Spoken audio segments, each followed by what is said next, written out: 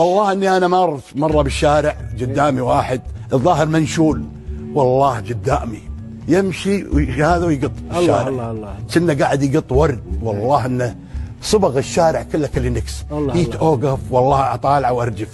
قلت انا الحين وقفت خانقته، قالوا ايه نزل على الهندي الفقير خانقه. احنا لازم نكون نخاف على ديرتنا. شلون والله الوافد يشوفك انت يا راعي البيت المواطن تسوي بديرتك كذي، هذا بيسوي اكثر.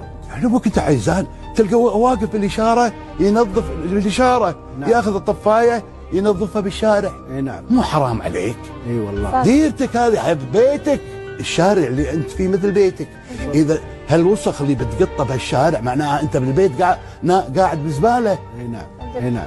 انت قاعد بزباله. يدل على البيئه اللي هو فيه. صاد شايب يمر عليك يخانقك اول اذا سويت شيء غلط. صاد. يا ولد ليش كذي؟ اقعد، لا يا ولدي لا تسوي كذي. واحنا حاضر عمي حاضر، نخاف نحترمه احتراما له. الحين انت حاكي بالضبط، الحين ينزل عليك يرجع يلف عليك يقلبك. صاد. ماكو احترام للكبير. اي نعم. انت شكو انت منو تقدر لف عليه. القيمه تغيرت يعني، ما في الاحترام التقدير. للاسف.